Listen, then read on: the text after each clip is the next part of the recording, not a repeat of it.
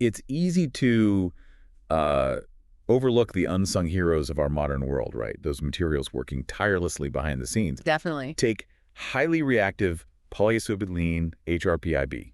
Sounds pretty technical, maybe a bit obscure. Yeah, sounds like something straight out of a chem lab.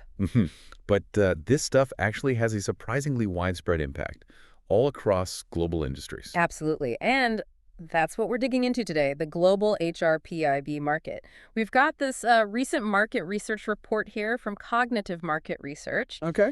And our mission really is to pull out the key insights for you. You know, what's driving the market, what might be holding it back, the trends, how it looks region by region. So basically giving you the lowdown without having to wade through the dense report yourself. Exactly. All right, so before we get too deep, maybe just quickly, what is HR-PIB? What makes it, well, special? Okay, so it's a type of synthetic rubber polymer, but the key bit is highly reactive. Highly reactive. Yeah, compared to your standard polyisobutylene, this version is, let's say, more eager to join in chemical reactions. And that reactivity, that's what makes it so useful. Okay, so its reactivity gives it some special abilities. Where does it show up? Where might we, encounter it? Well, you'll find it doing important work in lubricants, keeping engines running smooth, that sort of thing. Oh, okay. Also in adhesives and sealants, making strong, lasting bonds, protective coatings too, and even as an additive in fuels to boost performance and longevity. Why is it so good at those jobs? It comes down to a few things. Low volatility. It doesn't evaporate easily, it's very stable, and it holds up well against environmental factors. So a real workhorse ingredient. Yeah. This report, it gives us a number for the market size, right? What are we talking about, scale-wise? That's right. The estimate for 2025 is USD 1,460 million globally. $1.46 billion. Okay. But here's the interesting part. It's not staying still. The projection is for significant growth. Sales are expected to hit, let's see, USD 2,309.51 million by 2033. Wow. Okay, that's a pretty big jump. What's fueling that? What's the main engine there? A key driver, according to the report, is the rising demand for polyisobutylene, specifically for making lubricants and greases. Right. That need is expected to push the market with a compound annual growth rate, or CAGR, of about 5.90% between 2025 and 2033. 5.9%. That's solid, steady growth. Now, digging into those numbers a bit, what's the time frame the report uses? Like, what's the base year and forecast period? Good question. So the base year for the calculations is 2024. They looked at historical data from 2021 through 2024 to get context. Okay. Then the estimated year is 2025, and the forecast runs from 2025 all the way out to 2033. So it gives you a pretty good 10-year outlook on things. Yeah, a decent long-term view. Okay, let's shift gears a bit. Right. Geographically, how does this market break down? Any standout regions, big players? Regionally, North America is currently the leader, holds the largest share, actually over 40% of the global market. Over 40%. Wow. Yeah. Their market size in 2025 is estimated at around USD 540.20 million, and they're expected to grow at a CAGR of 4.4% through 2033. And within North America, is it mainly the U.S.? The U.S. is definitely a big driver, yeah. Estimated at 426.22 million in 2025, growing at 4.2%. A lot of that seems tied to demand for advanced sealing solutions, especially in the automotive industry. Makes sense. Canada's also in the mix, around 64.82 million, slightly higher growth at 5.2%. And Mexico, about 49.16 million, growing at 4.9%. Okay. What about Europe? Usually a strong player in chemicals. Europe's significant, too, accounts for over 30% of the market. Now, the report lists a 2025 size of USD 125 as 6.48 million, which seems 13 billion. That sounds way too high compared to the global total, doesn't it? Exactly. I suspect that's a typo in the source data. Given their share, it should probably be more in the range of, say, $400 to $500 million. Right. That sounds more realistic. Yeah. But anyway, the growth forecast for Europe is around 5% CAGR. Key markets there are the UK, about 71 million, 5.8% growth, especially in tire inner linings. Tires. Germany is a bit larger, around 84 million, 5.2% growth, driven by needs for waterproof materials. And France is around 39 million, 4.2% growth. So North America and Europe are the big anchors. What about Asia Pacific? We often see fast growth there. Oh, absolutely. APAC holds roughly 23% share, market size about 350 million in 2025. But the key thing here is a growth rate, a projected CAGR of 8.6%. 8.6. Okay, that is fast. Yeah, the fastest growing region by a good margin. China's the dominant force there, around 147 million, growing at 8.1%. Lots of demand from construction adhesives and sealants. Construction, right. And India is showing really strong growth too, about 35 million market size, but a whopping 10.5% CAGR. Seems linked to demand for better chemical resistance and materials. Wow, 10.5% in India. Oh, APEC is definitely a hot spot. for sure. Suggests a potential shift in the global balance over time. What about the other regions? South America, Middle East, and Africa? South America has just over 5% share, about 55 million market size in 2025, growing at 6.6%. Brazil's the main player there, around 24 million, 7.2% growth, helped by advances in polymer processing. Okay. Argentina's smaller, about 9 million, but growing faster at 7.5%, seems tied to demand for fuel-efficient cars. Interesting driver there. Then the Middle East and Africa, they have smaller shares, around 2% and 1% respectively, both estimated around 32 million market size in 2025, growing at 6.2%. So similar growth rates despite smaller sizes. Yeah, and the report mentions specific drivers, like electrical insulation needs in Qatar pushing growth there to 6.7%, and medical devices in Turkey driving 7.8% growth. So even in smaller markets, there are specific niches. Fascinating how it breaks down locally. Okay, let's look inside the market itself. Segmentation, the report splits it by molecular, weight, application, and use, right? Why is that helpful? Yeah, breaking it down helps us see where the demand really lies and what specific properties of HR-PIB matter most for different jobs. Makes sense. Let's start with molecular weight. They categorize it as low up to 1,000, medium 1,001 to 1,500, and high above 1,500. The low molecular weight stuff. That's widely used in fuel and lubricant additives. Think dispersants, things that improve stability, reduce volatility, crucial for engines, emission control.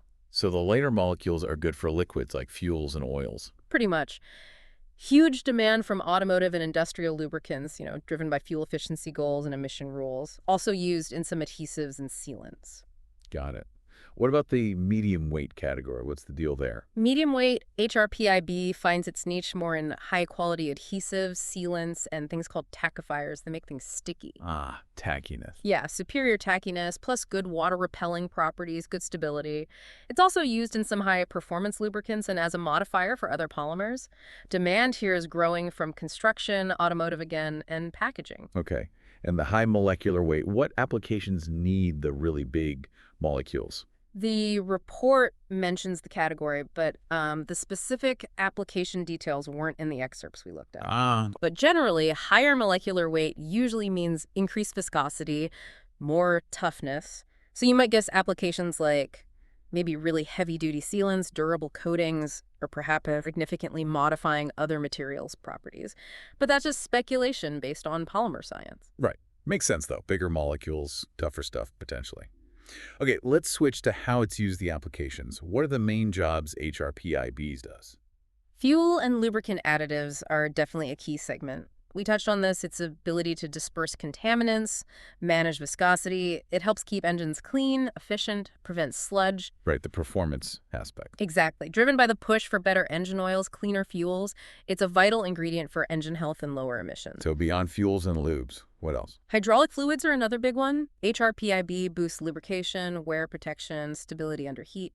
Super important in industrial machinery, construction equipment, aerospace, automotive hydraulic systems. Okay, so anything with hydraulics, basically. Pretty much. Demand grows as those sectors expand. The report also lists greases and emulsifiers, and adhesives and sealants, as we mentioned. Oh, and even wrapping films. Wrapping films, like for food. Potentially, yeah. Okay. Likely due to its flexibility and acting as a barrier, maybe against moisture. Quite a varied list. Now, who are the actual buyers? The end-use industries? The automotive sector is huge. They use it everywhere. Lubricant additives, fuel additives, sealants, adhesives for gaskets, weatherproofing.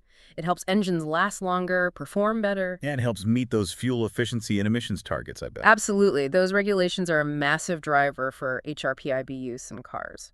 What other big end users are there? Packaging is called out as a rapidly growing area. Think food-grade cling films, those sticky labels, pressure-sensitive adhesives, and sealants for packaging integrity. Why packaging?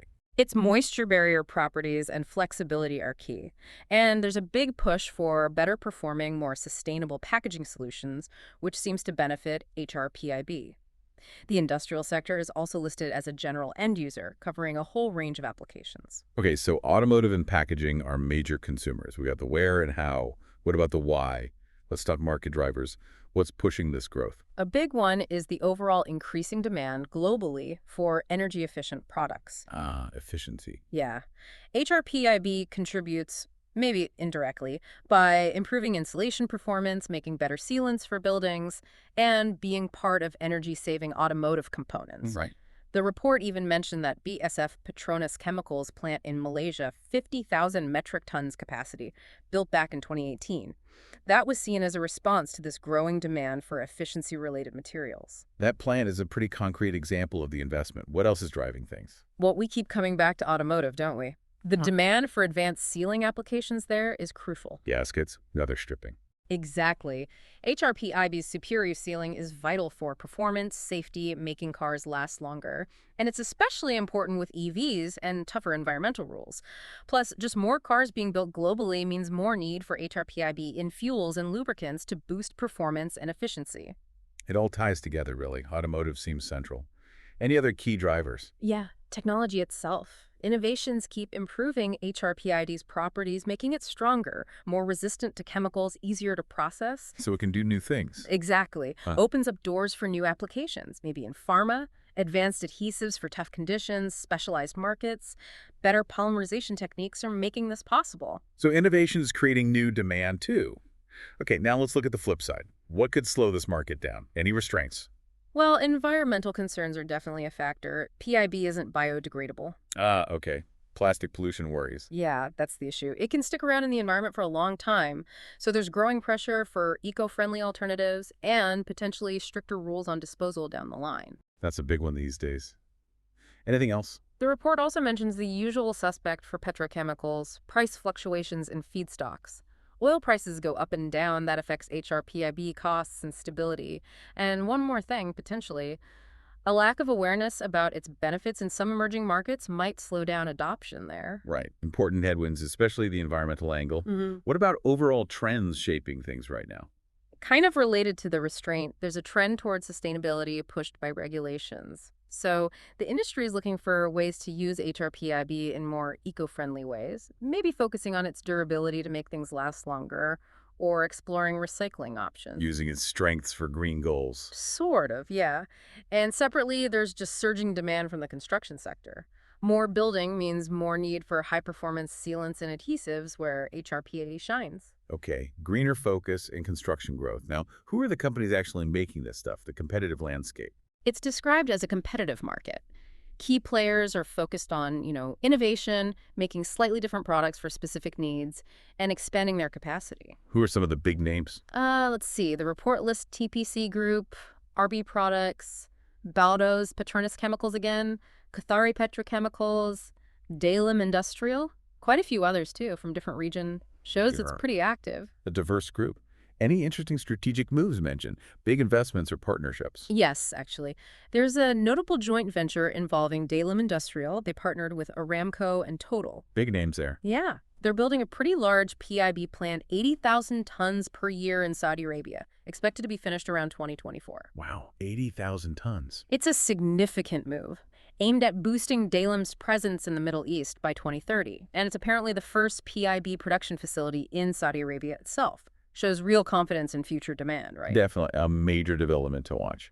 Okay, finally, let's wrap up with the report author's main conclusions. What were the key takeaways they highlighted? They really emphasized the significant growth expected, that 5.90% CAGR through 2033. They also pointed to hydraulic fluids as likely being a dominant application area, thanks to HR-PIB's great viscosity, oxidation resistance, low volatility, perfect for those systems. Right, the properties match the need. Exactly. And lastly, they highlighted the packaging sector, especially in things like smart junction boxes. Apparently, HR-PIB is a crucial sealant or adhesive there, providing flexibility and barrier performance needed for electronics, so that sector holds a large share too. So steady growth overall with hydraulic fluids and some specialized packaging applications really standing out. This has been really insightful, diving into a material that, honestly, most of us probably never think about. Right, but it's so fundamental to so many industries. Yeah, it's a great reminder of how these, seemingly niche chemicals are actually the bedrock for a lot of our technology and everyday stuff. Precisely, the hidden building blocks. And it gets you thinking, doesn't it? Like, consider the ripple effects of this growth. How might better HR-PIB tech change the products you use? Your car's performance, your food packaging, and what other specialized chemical markets out there might hold similar surprising clues about where global industry is heading. Definitely something to chew on. Absolutely. It's a whole fascinating world of materials science quietly powering progress all around us. Well, thanks for walking us through that. We hope this deep dive has given you, the listener, a new perspective on the hidden world of materials that shape our lives.